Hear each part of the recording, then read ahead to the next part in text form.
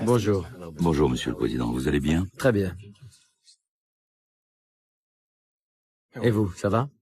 Un peu fatigué aujourd'hui. Pourquoi? J'ai mal dormi. J'ai joué au hockey et c'est vous qui êtes fatigué? Oui, mais vous avez des courbatures. J'ai fait une jolie promenade. Allons-y.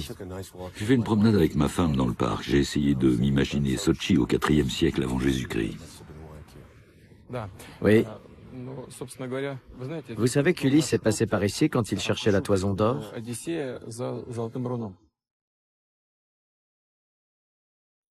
C'est votre maison? Oui. Très joli. C'est paisible ici. Vous voulez parler ici? Tout me va. On peut commencer? C'est comme vous préférez. On entre par là?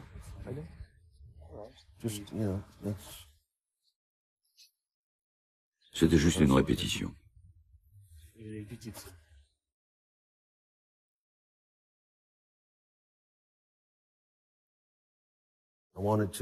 J'aimerais qu'on parle de la crise en Ukraine, comme sur la terrasse lors de ma première visite. Je voudrais qu'on y revienne parce que c'est un thème important pour les téléspectateurs. Oui, bien sûr. Permettez-moi de commencer par une brève introduction. Quand l'Ukraine a obtenu son indépendance, il y a eu des privatisations encore plus sauvages qu'en Russie. Les biens publics ont été pillés et le niveau de vie s'est effondré. Cela s'est passé juste après l'indépendance et rien n'a changé sous les gouvernements qui ont suivi. Pour les simples citoyens, il n'y avait eu aucun changement positif. Les gens en avaient assez de l'arbitraire, de la corruption endémique, de la paupérisation des uns et de l'enrichissement immoral et illégal des autres. Naturellement, les gens pensaient qu'adopter les règles de l'Union européenne pourrait les sortir de la situation humiliante qu'ils subissaient depuis le début des années 1990.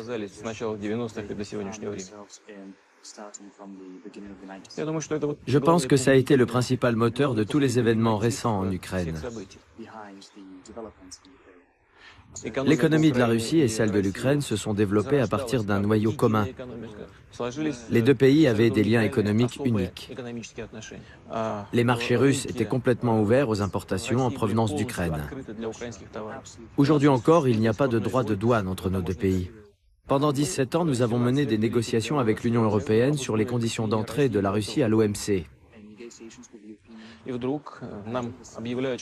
Et tout à coup, on nous annonce que l'Ukraine et l'Union européenne vont signer un accord d'association. Les marchés ukrainiens vont s'ouvrir à l'Europe. Cela signifie que toutes les marchandises en provenance de l'Union européenne vont pouvoir entrer sur notre territoire, et cela sans négociation préalable et malgré les accords de principe que nous avions signés avec les Européens au cours de ces 17 années de pourparlers sur notre entrée dans l'OMC. Bien évidemment, nous devions agir à cette annonce, et nous avons dit que si l'Ukraine avait décidé d'agir ainsi, c'était son choix, et nous respections ce choix. Mais ce n'était pas à nous de payer pour ce choix. Pourquoi les habitants de la Russie devraient-ils payer de leur poche pour une décision ukrainienne?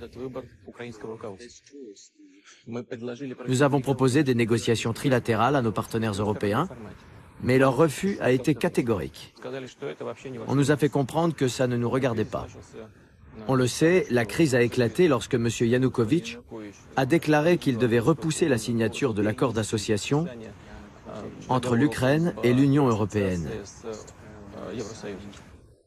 Le président Yanukovych, qui était au pouvoir à l'époque, a annoncé que l'accord allait être conclu, mais qu'il fallait d'abord préciser certaines modalités. Both EU and Ukrainian officials said on Thursday the suspension of talks on closer ties could be revived after the two-day meeting, but officials said the deal was off the table for now.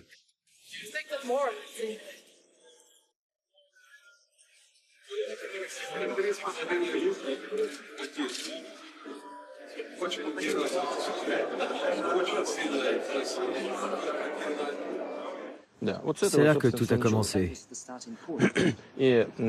Nos partenaires en Europe et aux États-Unis ont surfé sur une vague de mécontentement populaire. Au lieu d'expliquer ce qui se passait vraiment, ils ont soutenu ce coup d'État.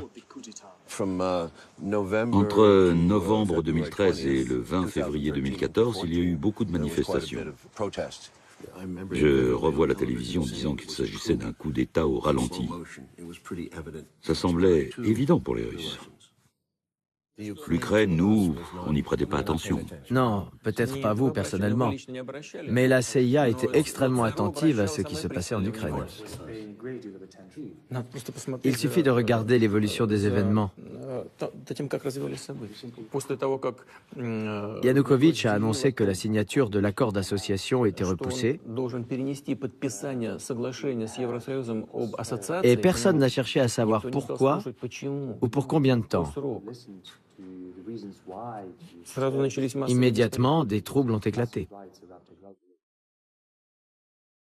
For weeks, this European capital has been the scene of a violent uprising. Today, the bloodiest day yet. The protesters are pushing up towards the government district, armed here with Molotov cocktails, but we saw handguns and shotguns too. There is absolutely no doubt that snipers are working here. I've counted 10 bodies.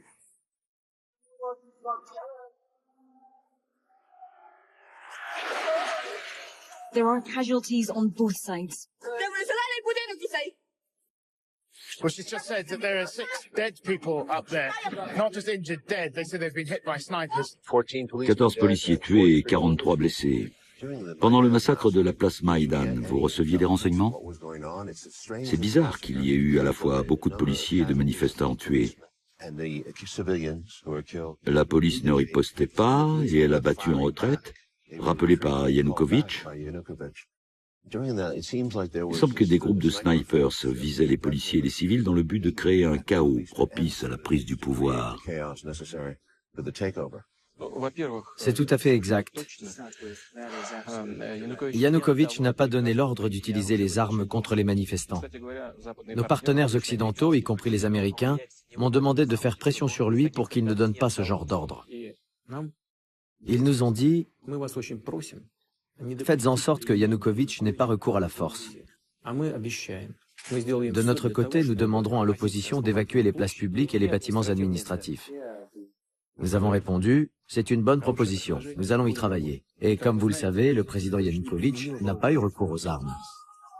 Il m'a dit d'ailleurs que pour lui, c'était inimaginable. Il n'avait absolument pas la volonté de donner l'ordre de tirer sur la population. Qui étaient ces snipers?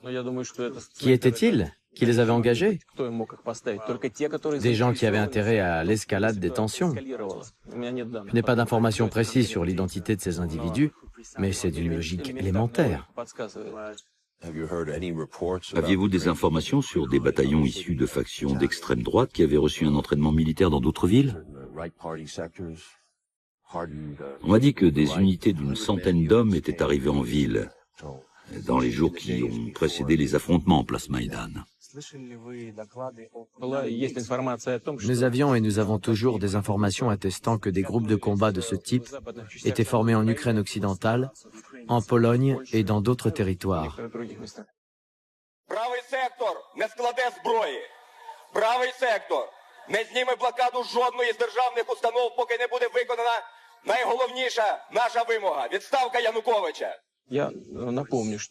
Je rappelle que juste avant, le 21 février 2014, si je ne m'abuse, les ministres des Affaires étrangères de 3 pays européens sont venus à Kiev pour participer à la rencontre entre le président Yanukovych et l'opposition. Ils se sont mis d'accord sur l'organisation d'élections anticipées et sur les futurs rapports entre l'opposition et le président. La presse américaine en a parlé comme si Yanukovych avait abandonné Kiev. Oui, c'est une version qui justifie le soutien à ce coup d'État. Dès que Yanukovych est parti dans la deuxième ville du pays pour assister à un événement politique intérieur, sa résidence a été occupée par des hommes en armes. Si la Maison-Blanche était occupée de cette manière, vous ne diriez pas qu'il s'agit d'un coup d'État? Ces gens ne sont pas venus pour passer le balai. Le procureur général s'est fait tirer dessus. Un de ses agents de sécurité a été blessé. Le cortège du président Yanukovych a essuyé des coups de feu. C'était un coup d'État armé, et rien d'autre. Le lendemain, avec notre aide, M. Yanukovych a pu gagner la Crimée qui, à l'époque, faisait encore partie de l'Ukraine. Il y est resté une semaine ou 10 jours. Il espérait encore que les gens qui avaient signé l'accord du 21 février tenteraient de régler le conflit par des moyens démocratiques, civilisés, légaux. Mais rien de tel ne s'est produit. En revanche, il est devenu évident que s'il tombait entre leurs mains, il se ferait tuer. Bien sûr, on peut tout déformer. On peut tromper des millions de gens en utilisant le monopole dont on dispose sur les médias. Mais au final, un spectateur impartial peut très bien comprendre que c'était bel et bien un coup d'État. Ukraine's parliament has voted for the new speaker of the assembly to become interim president. Alexander Turchinov called on lawmakers to form an interim government by Tuesday. These latest developments follow the dismissal of President Viktor Yanukovych on Saturday. Quand le régime a été renversé, certains ont apprécié ce changement et d'autres non. Des gens ont été effrayés par le déchaînement de nationalisme et de radicalisme. La première mesure adoptée par ceux qui avaient pris le pouvoir a été une loi qui limitait l'usage de la langue russe.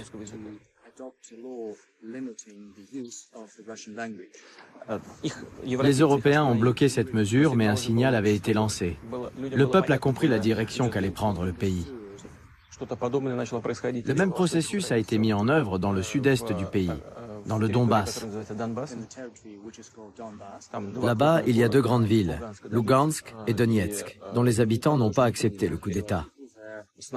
Au début, la police a reçu l'ordre d'arrêter certaines personnes, mais elle a rapidement pris le parti des insurgés. Ensuite, les services secrets se sont mis à enlever les gens au milieu de la nuit et à les mettre en prison.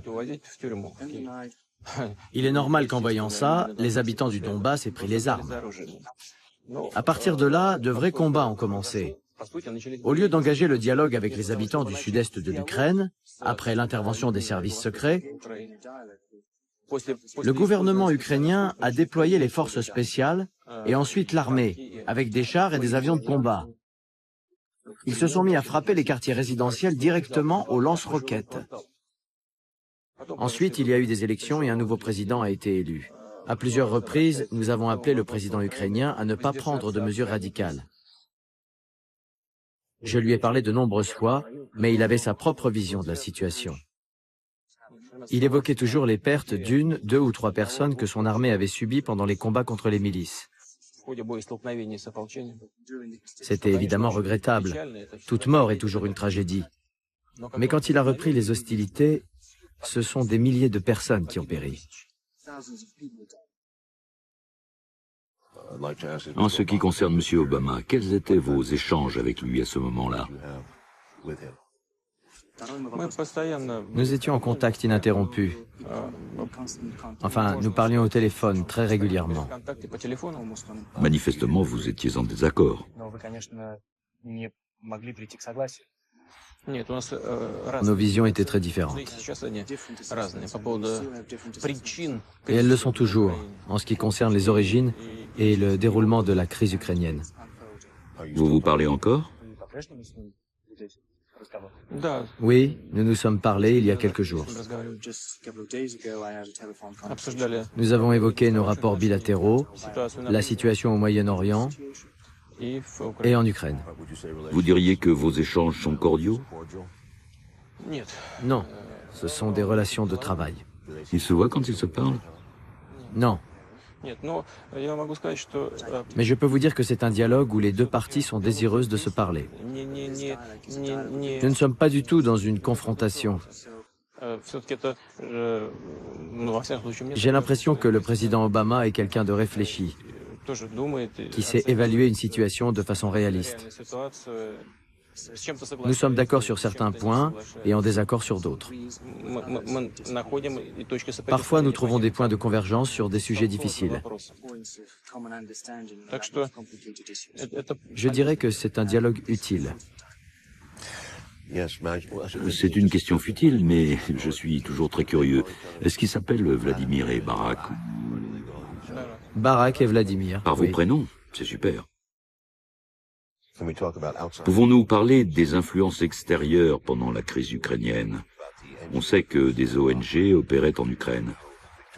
On sait que Victoria Nuland, la secrétaire d'État adjointe américaine pour l'Europe de l'Est, soutenait activement le changement de gouvernement.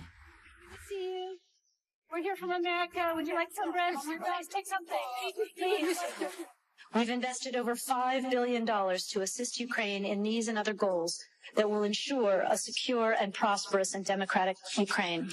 On sait que le sénateur John McCain s'est rendu sur place et qu'il a été vu dans des meetings avec des dirigeants d'extrême droite, dont des néo-nazis. This is about the future you want for your country. This is about the future you deserve. On sait qu'en Amérique, la Fondation nationale pour la démocratie, une organisation influente privée à but non lucratif, était très active ici. Karl Gershman, son président, s'est exprimé en faveur d'une Ukraine indépendante. Et on sait que le financier milliardaire d'origine hongroise, George Soros, a soutenu des groupes là-bas, en Ukraine. Tout ça est vrai. Je ne comprends pas toujours la logique de nos partenaires. Mais parfois, j'ai l'impression que pour mieux contrôler leur propre camp, euro-atlantique, et y imposer plus de discipline, ils ont besoin d'un ennemi extérieur. Autrement dit, les États-Unis maintiendraient une Europe unie, pro-américaine et pro-OTAN, grâce à un ennemi commun comme la Russie. Je peux vous assurer que c'est la vérité. Je le sais. Je le sens. The final assault came amidst fire and ice, snipers on rooftops. The Heavenly 100 paid the ultimate price of patriots the world over. Their blood and courage delivering to the Ukrainian people a second chance for freedom. Their sacrifice, to put it bluntly, is now your obligation. Avec le recul, était-ce une erreur d'annexer la Crimée? Ça vous a coûté très cher. Les sanctions, le retournement de l'Union européenne contre la Russie, les États-Unis, ça a défrayé la chronique parce que c'est illégal ou considéré comme tel dans le monde des traités d'après-guerre. Ce n'est pas nous qui avons décidé d'annexer la Crimée à la Russie. Ce sont les habitants de Crimée qui ont décidé de rejoindre la Russie. Le Parlement de Crimée, élu en accord avec la législation ukrainienne et donc complètement légitime, a annoncé la tenue d'un référendum. Le Parlement de Crimée a voté à une majorité écrasante en faveur de la réunification avec la Russie. Il faut dire que le coup d'État a entraîné énormément de violence. Entre autres menaces, il y avait le risque de violences perpétrées par des nationalistes ukrainiens en Crimée, où près de 70% de la population sont des Russes d'origine, ou se considèrent comme Russes, car le russe est leur langue maternelle. Les gens étaient inquiets pour leur sécurité.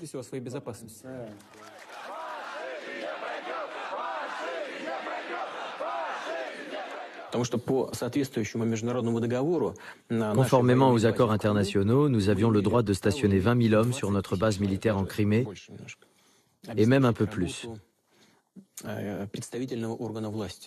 Il fallait garantir le fonctionnement des institutions représentatives pour que le Parlement puisse se réunir et faire son travail. La population devait se sentir en sécurité.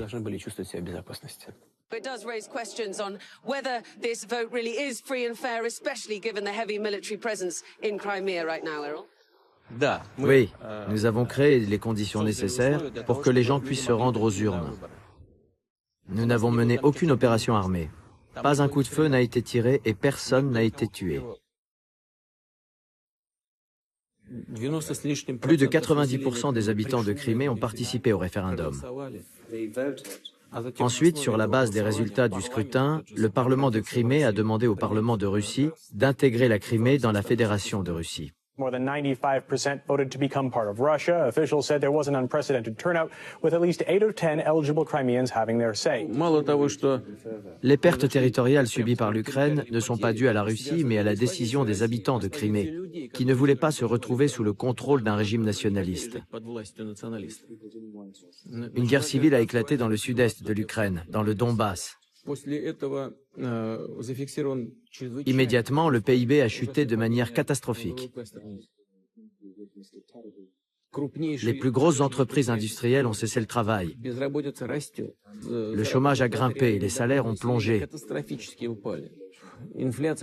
L'inflation a atteint 45-47%. Nous sommes étroitement liés à l'Ukraine. Plus que des peuples frères, je suis convaincu que nous sommes quasiment le même peuple. Évidemment, il y a des spécificités linguistiques, culturelles et historiques qu'il faut respecter. D'ailleurs, elles ont toujours été respectées, même lorsque l'Ukraine faisait partie de l'URSS. Il faut rappeler que, pendant des décennies, l'Union soviétique a été dirigée par des Ukrainiens. Je trouve que ça en dit long. Mais économiquement, comme vous dites, vous êtes autosuffisant. Ils sont partis, laissez-les à leurs problèmes. Ça ne détruira pas votre pays. Bien sûr. Lors de notre dernière rencontre, je vous ai posé une question sur la base sous-marine russe en Crimée, à Sébastopol. Et vous avez dit que la perte de la base ne représenterait pas une menace.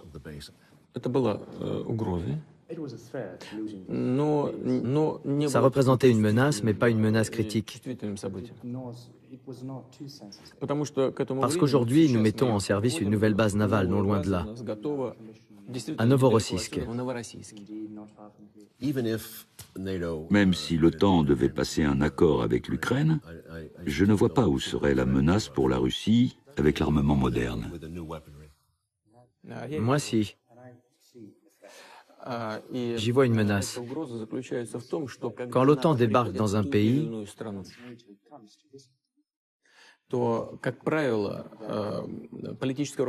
la population de ce pays et ses dirigeants ne peuvent pas influencer les décisions de l'OTAN.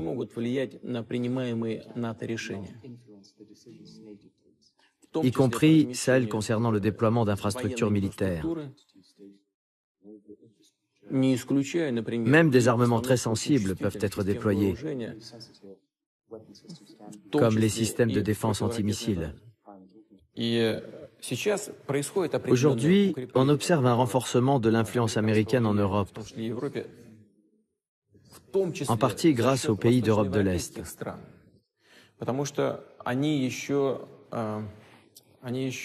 Ils sont encore dans un paradigme de confrontation avec une puissance dominante, l'ex-URSS, qu'ils projettent sur la Russie actuelle. Mais tôt ou tard, cela va s'arrêter. En initiant la crise en Ukraine, les Américains ont réussi à présenter la Russie comme un agresseur potentiel.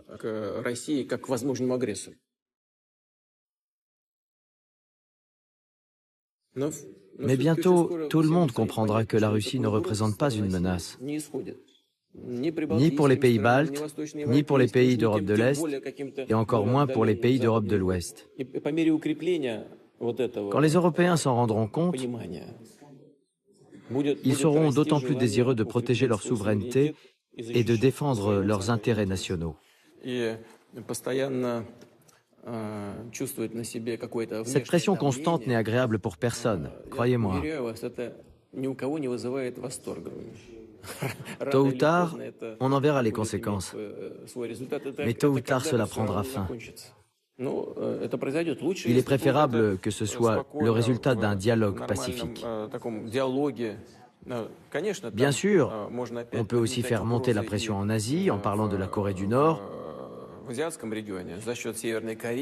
ou d'autres pays, mais pour moi, ce dont nous avons tous besoin, c'est d'une autre forme de relation internationale, basée sur le respect des intérêts des peuples et sur leur souveraineté, pas sur l'intimidation et l'évocation d'une menace extérieure qui ne peut être conjurée qu'avec l'aide des États-Unis.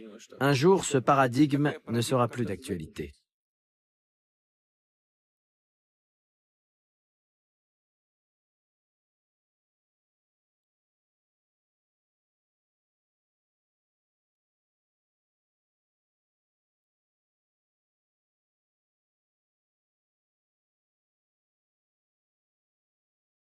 C'est immense cet endroit. Vous me faites visiter? Avec plaisir.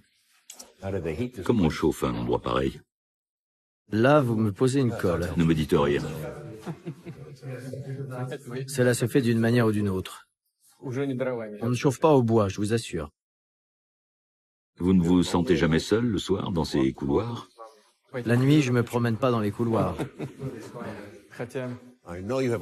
Je sais que vous avez un bureau ici caché quelque part, j'y suis déjà allé une fois. Je peux vous inviter à le voir. Ah, c'était le bureau de Staline. Oui, quand il était le chef du gouvernement. Il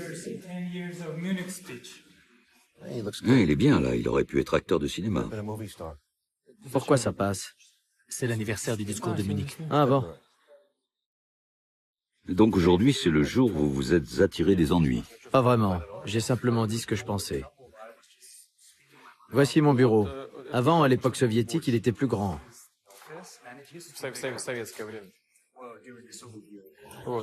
Il n'y avait pas de mur à cet endroit.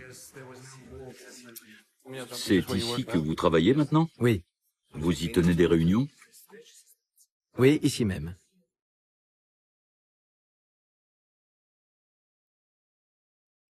Je vais vous montrer la deuxième partie du bureau.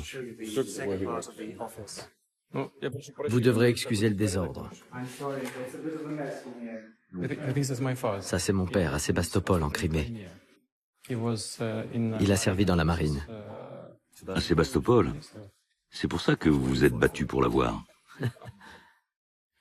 Et voici la deuxième partie du bureau.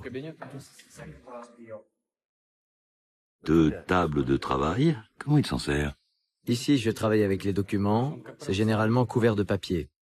Ah tiens, c'est mon livre. Oui. Super, c'est le livre d'histoire que j'ai coécrit. Il y a un autre bureau ici. Vous voulez le voir? Bien sûr, je suis d'une curiosité sans borne. Ah, je suis déjà venu. C'est ici qu'on a passé notre première soirée. Oui, le premier soir. Vous vous souvenez, Dimitri, on a commencé ici? Donc 3 bureaux différents. Oui. Allons-y. La dernière fois, on a parlé de surveillance de masse. J'ai eu l'impression que vous y étiez opposé et que vous déploriez l'approche américaine. Et comme notre film sur Snowden le souligne, le ciblage serait plus efficace contre les terroristes. Depuis, je suis parti, je suis revenu, et vous venez de signer une nouvelle loi surnommée Loi Big Brother, qui prévoit des techniques de surveillance de masse. Je suis surpris. Snowden les a condamnés ici, en Russie. Vous venez d'évoquer M. Snowden. Il a révélé la surveillance exercée par la NSA et la CIA sur tous les citoyens du monde, y compris des dirigeants politiques, y compris des alliés des États-Unis. Alors que la loi que nous avons adoptée autorise simplement une sauvegarde plus longue des données par les fournisseurs d'accès à Internet et par d'autres services de communication.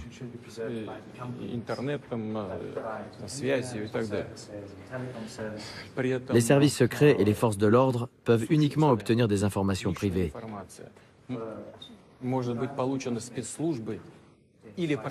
Des informations essentielles, si une cour de justice l'autorise. Une loi identique est en vigueur aux États-Unis, Au Canada, en Australie et dans beaucoup d'autres pays. Je pense que ces mesures sont justifiées et qu'elles sont nécessaires dans la lutte contre le terrorisme. Car si ces données sont détruites, il ne reste plus de possibilité d'explorer certaines pistes criminelles. Mais pourquoi faites-vous ça? Ça ressemble à un filet jeté sur tous les citoyens russes. Aujourd'hui, en Syrie, malheureusement, 4500 citoyens russes combattent aux côtés de Daesh et d'autres organisations terroristes.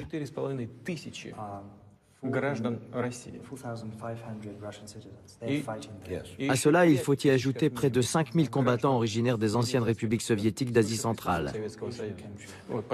Ces individus ont des liens avec la Russie.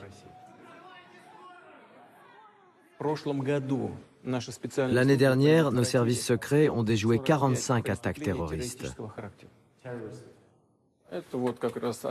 Ici se trouve l'un des bureaux où je travaille avec mes collègues par vidéoconférence. Nous y organisons des réunions avec différentes régions du pays. C'est une sorte de poste de commandement pour lancer des opérations commando? Les opérations commando, ça se passe ailleurs. Pour ce qui est de mon rôle de commandant en chef des armées, je peux aussi l'exercer depuis ce bureau. Il y a tous les moyens de communication nécessaires. Mais il existe un bureau spécial, dédié à ce travail, au ministère de la Défense et ailleurs aussi. Je vais prendre des nouvelles auprès du ministère des situations d'urgence. Bonjour collègues, vous nous entendez? Faites-moi votre rapport sur la situation dans les régions.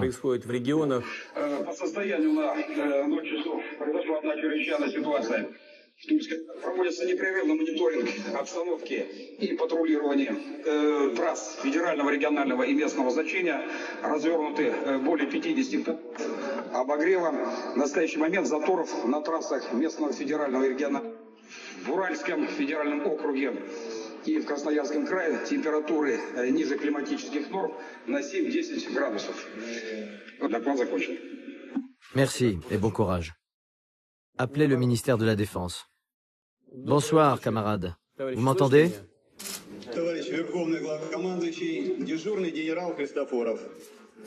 En Syrie, est-ce que vous êtes en contact avec nos collègues?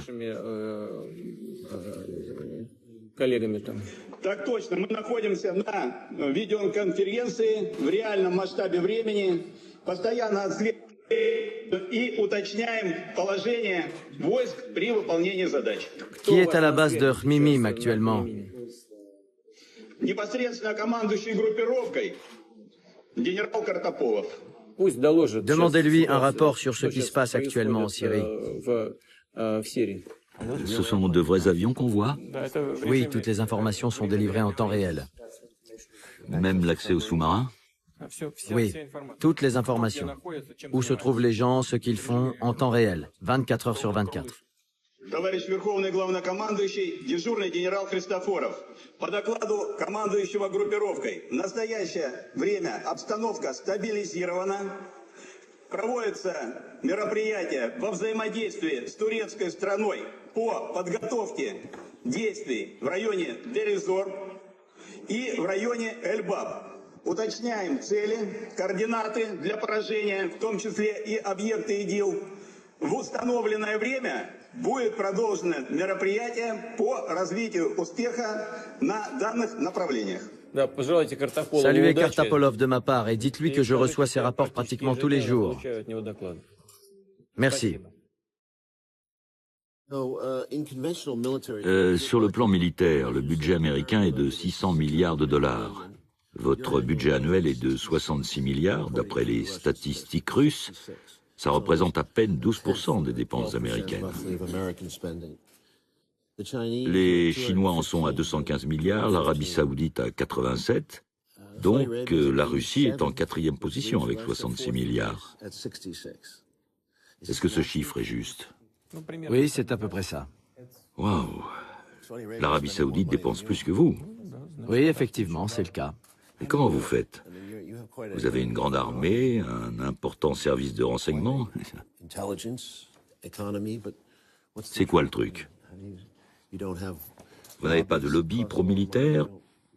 Pas de corruption? Si, tout cela existe, comme dans n'importe quel autre pays. Mais nous avons également la certitude que le plus important pour l'État est une économie qui fonctionne bien. Pour cette raison, l'armée doit être compacte, mais moderne et efficace. Nous dépensons suffisamment d'argent pour cette filière. L'année dernière, les dépenses militaires s'élevaient à un peu plus de 3% du PIB. Pour la Russie, c'est déjà beaucoup. Cette année, la source principale des économies budgétaires est la réduction des dépenses dédiées à la défense. Progressivement, nous allons revenir à 2,7, 2,8% du PIB dans les 3 prochaines années. Les États-Unis parlent beaucoup de leur système de défense antimissile. Auraient-ils fait une percée technologique? Ont-ils pris un avantage décisif? Pour le moment, il n'y a pas eu de percée. Mais bien sûr, nous devons tenir compte de cette éventualité.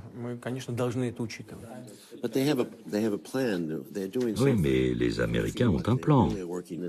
J'ai l'impression qu'ils comptent prendre l'avantage en détruisant vos silos à missiles à la première frappe avant d'encaisser votre contre-attaque. Et puis ils vous menaceraient d'une deuxième frappe qui anéantirait vos villes et la population. La totale. Leur but, c'est précisément de créer un parapluie pour se protéger. Mais en réalité, ça va relancer la course aux armements. C'est évident. Il y aura de nouveaux soupçons mutuels.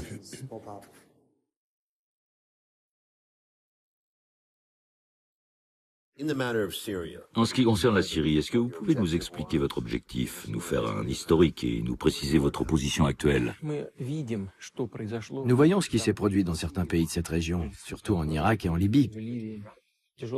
D'autres pays sont aussi dans une situation préoccupante. Mais ce qui s'est passé dans ces deux États, c'est une tragédie. Une tragédie qui est la conséquence du renversement violent des régimes en place. Il y a eu non seulement destitution, mais aussi liquidation physique des dirigeants. Nous sommes clairement opposés à ce que le même scénario se produise en Syrie. Sinon, toute la région sera en proie à un chaos total. Si la Syrie subit le même sort que la Libye, les positions des groupes terroristes et radicaux seront encore renforcées.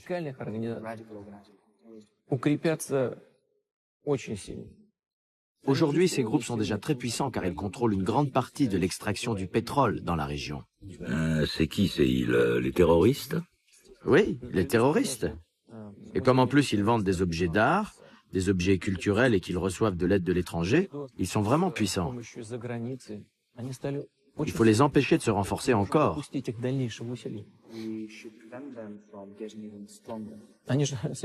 Ils ont l'intention de créer un califat qui s'étendrait de l'Europe du Sud jusqu'à l'Asie centrale.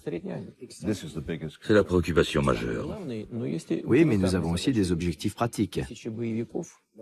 Des milliers de combattants originaires d'ex-Union soviétique, y compris de Russie, se battent là-bas et peuvent un jour revenir chez nous. Nous ne pouvons pas le permettre. Tous ces facteurs expliquent pourquoi nous faisons ce que nous faisons.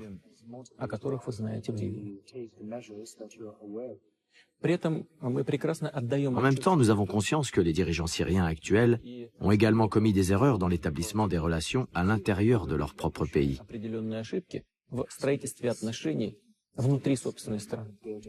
C'est pour cela qu'avant de prendre cette décision, nous avons discuté avec le président Assad. Il est conscient de tous les problèmes de son pays. Non seulement il est prêt à dialoguer avec l'opposition, y compris avec l'opposition armée, mais il est même prêt à travailler avec elle sur la nouvelle constitution.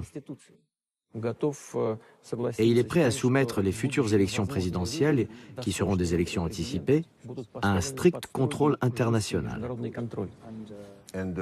Et qu'en est-il des routes que Daesh utilisait pour acheminer les camions-citernes en Turquie? L'une de ces routes passait à travers la région où vivent les Turkmènes de Syrie. C'est le meilleur itinéraire pour acheminer du pétrole en Turquie. C'est le plus court et il donne accès à un port de la Méditerranée sur le territoire turc, Ceyhan. Et vous avez transmis ces informations à Erdogan, n'est-ce pas? Non, je n'en ai pas parlé à Erdogan. Vous avez frappé des zones où vivent des populations d'origine turque sans lui dire pourquoi? Vous trouvez que j'aurais dû lui en parler? Pour quelle raison? Ce n'est pas son pays. Nous avons travaillé avec les autorités officielles syriennes, avec l'armée syrienne, aux côtés de laquelle nous combattons les radicaux. Est-ce que vous auriez pu lui dire de façon diplomatique, Monsieur le Président, nous savons de sources sûres que du pétrole arrive en Turquie. Nous pensons que des trafiquants à la frontière coopèrent avec Daesh et cela nous préoccupe beaucoup.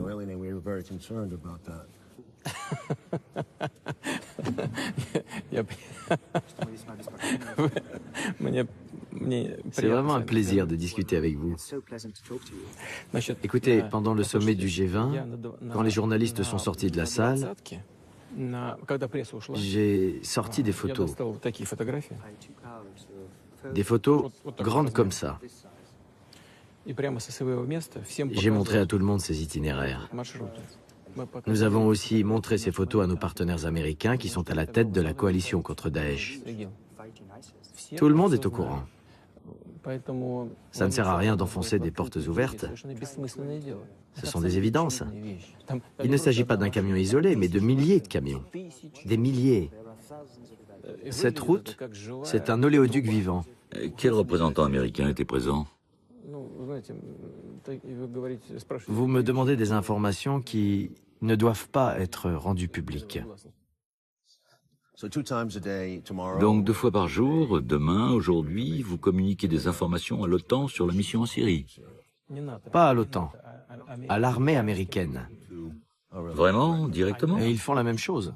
Vous recevez les mêmes informations? Oui, nous recevons des États-Unis des informations identiques sur les opérations de leur aviation. Pour éviter des catastrophes majeures? Pour éviter des incidents aériens. C'est une situation dangereuse. Tout à fait. Quand les avions de plusieurs pays évoluent dans le même espace aérien en même temps, cela peut avoir certaines conséquences.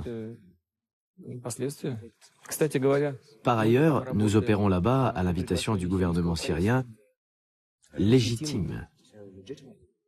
Nous agissons donc en accord avec la loi internationale, à savoir la charte de l'Organisation des Nations Unies, ce qui n'est pas le cas de tous les autres avions. Ils ne peuvent s'y trouver qu'en accord avec la loi internationale existante, soit dans le cadre d'une résolution du Conseil de sécurité de l'ONU, soit à l'invitation du gouvernement de ce pays. Ce sont donc des vols illégaux.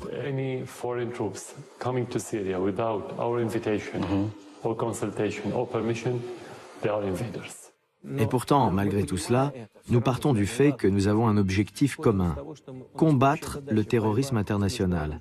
Et nous sommes donc prêts à coopérer avec vous. Il y a des avions de chasse français, britanniques, turcs, j'en oublie. Il y a des avions d'une multitude de pays, même d'Australie. Ah oui, vraiment? Et du Canada, je crois. Du Canada. Et d'Iran? Pas d'Iraniens? Non, pas d'Iraniens. C'est plutôt surchargé comme espace aérien. Pas vraiment. Parce que quand nos pilotes effectuent environ 70 à 120 frappes par jour, la coalition internationale dirigée par les États-Unis ne réalise que 3 à 5 frappes quotidiennes. Vous effectuez 70 à 120 frappes par jour, 7 jours sur 7. Oui, oui, tous les jours. Alors la situation progresse, j'imagine. On ne va pas se retrouver dans un bourbier comme au Vietnam. Il y a des progrès. Il y a des progrès. Tout le monde le constate. Bien sûr, de vastes territoires restent encore sous le contrôle de Daesh, mais beaucoup d'autres ont été libérés. Et il ne s'agit pas de quelques zones désertiques, mais de territoires vitaux pour la Syrie. Mais ce n'est pas tout. Plusieurs groupes et tribus de Syrie, y compris des tribus sunnites, se sont dit prêts à combattre avec nous contre Daesh. Nous sommes entrés en contact avec eux. Nous en avons informé le président Assad et les responsables militaires syriens. Nous leur avons déclaré que nous étions prêts à soutenir les groupes sunnites désireux de lutter contre Daesh et le front Al-Nosra. Sur le principe, le président Assad et les militaires syriens n'y voient pas d'inconvénient. Ces groupes sunnites, soutenus par notre aviation, combattent donc Daesh et Al-Nosra. Mais si vous faites de 70 à 120 frappes par jour sur au moins 2 mois, autrement dit 60 jours, ça fait 4 à 7 000 frappes. Daesh est-il si grand que ça? Dans les rangs de Daesh, on compte approximativement 80 000 terroristes, dont 30 000 mercenaires étrangers originaires de 80 pays du monde, y compris de Russie.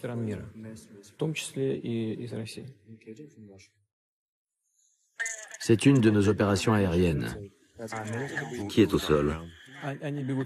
Des combattants qui courent avec des armes.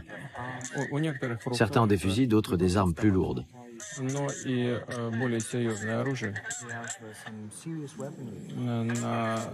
Des armes anti-chars. Le pilote dit qu'il va faire une autre tentative. Et non pas de Stingers? Nos gars courent de grands risques. Ces types vous ont déjà combattu en Afghanistan? Dieu sait où ils ont combattu. Ce sont des terroristes internationaux. Oui, donc ils ont été surpris. Là, c'est une tentative d'entrer en Syrie depuis la Turquie. Je pense que ça ferait une bonne pub anti-recrutement pour Daesh. On n'a plus envie de les rejoindre quand on voit ça.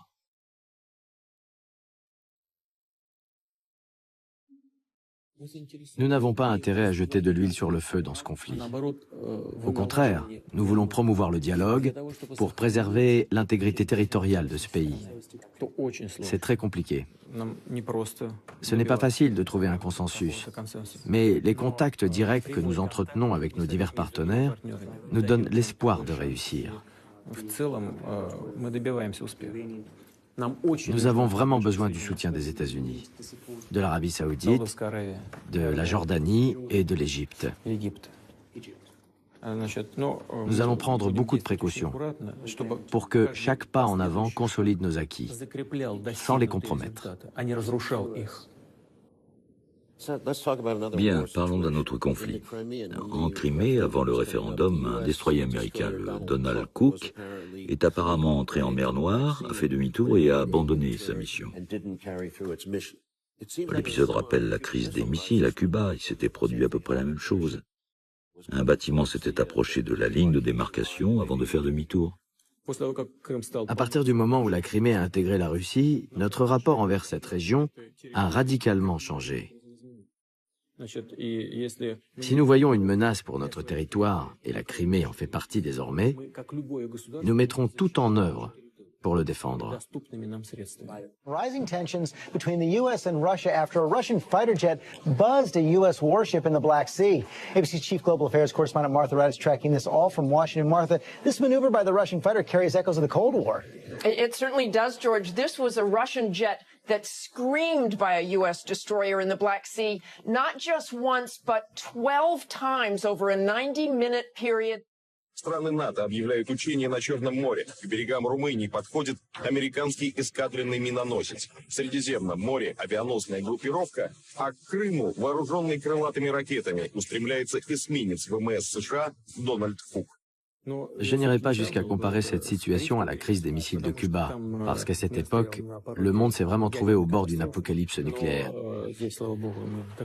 Aujourd'hui, Dieu merci, la situation n'est pas aussi critique. Cependant, nous avons installé en Crimée un système de missiles de défense côtière. Bastion, c'est ça? Bastion, oui.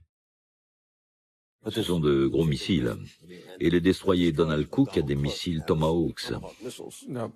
Contre le système de missiles que nous avons déployé en Crimée, un destroyer comme le Donald Cook n'a aucune chance. C'est pour ça qu'il a fait demi-tour. Votre commandant avait l'autorisation de tirer? Nos commandants ont toujours l'autorisation d'utiliser tous les moyens disponibles pour la défense de la Fédération de Russie. Ça aurait pu être un incident grave. En effet, mais que faisait ce destroyer si près de nos côtes? Qui est le provocateur dans cette histoire? Nous défendrons toujours notre territoire. Tout s'est déroulé sur combien de temps, cette confrontation? Ça s'est passé en temps réel. Le commandant du destroyer a sans doute repéré les radiations des missiles qui le mettaient en joue. Je ne connais pas l'homme qui était à la barre de ce navire, mais je trouve qu'il s'est montré calme, responsable, courageux. Il a su prendre la bonne décision, ne pas faire monter la tension pour éviter la confrontation. Aller plus loin aurait été absurde. Ça ne veut pas dire qu'on l'aurait attaqué, mais nous devions montrer aux Américains que nos côtes étaient bien protégées.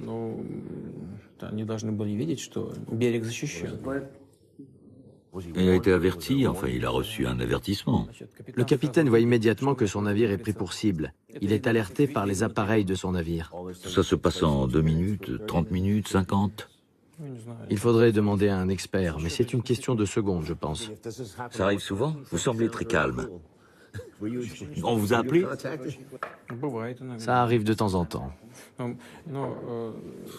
Dans ce cas précis, on nous a poussés à bout. Il l'avoue. Bien sûr, nous étions forcés de réagir, d'une manière ou d'une autre. Vous l'avouez enfin. Comme j'ai déjà dit, nous étions ouverts à un dialogue positif.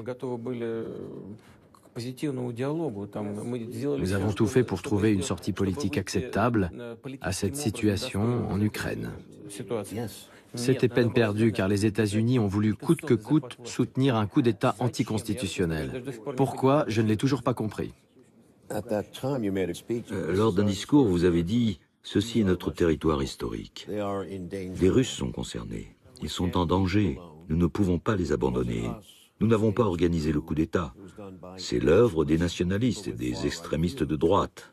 Vous les avez soutenus. Et pourtant, où vivez-vous? À 8000 kilomètres d'ici. Nous, nous vivons ici. Et c'est notre terre. Pourquoi voulez-vous vous battre là-bas? Vous ne le savez même pas, n'est-ce pas? Nous, nous le savons. Et nous nous tenons prêts. Est-ce qu'il reste un espoir? Il reste toujours un espoir. Je suis convaincu que tôt ou tard, on parviendra à des solutions dont on ne se doute même pas aujourd'hui.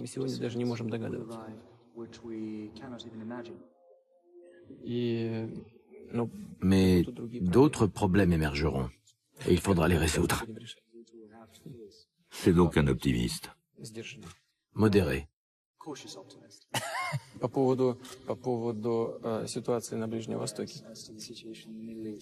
Quant à la situation au Proche-Orient et à la complexité des problèmes auxquels cette région fait face, je pense à ce que m'a dit l'ancien Premier ministre israélien, M. Sharon, lors d'une de mes visites en Israël.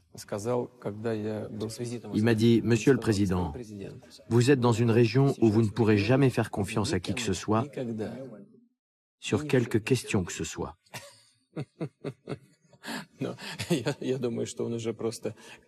Je pense qu'il avait vécu tellement d'événements tragiques qu'il avait perdu tout espoir de voir les choses s'améliorer.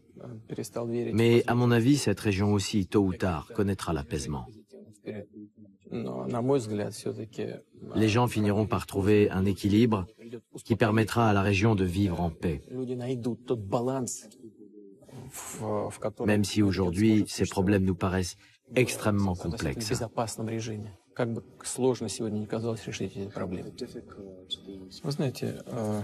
Vous savez, aucune grande religion au monde ne peut être source de mal. Dans l'islam, il y a plusieurs courants, plusieurs branches. Aujourd'hui, les deux branches principales, les sunnites et les chiites, sont très divisées, nous le voyons. Mais je pense qu'un jour, ce clivage sera surmonté. Sinon, Moscou deviendra un califat. Ça, nous ne l'accepterons pas. Veillez à ce que Washington ne se transforme pas en califat. Vous avez connu des périodes de tension, vous en connaissez à nouveau. Vous vivez une présidence difficile.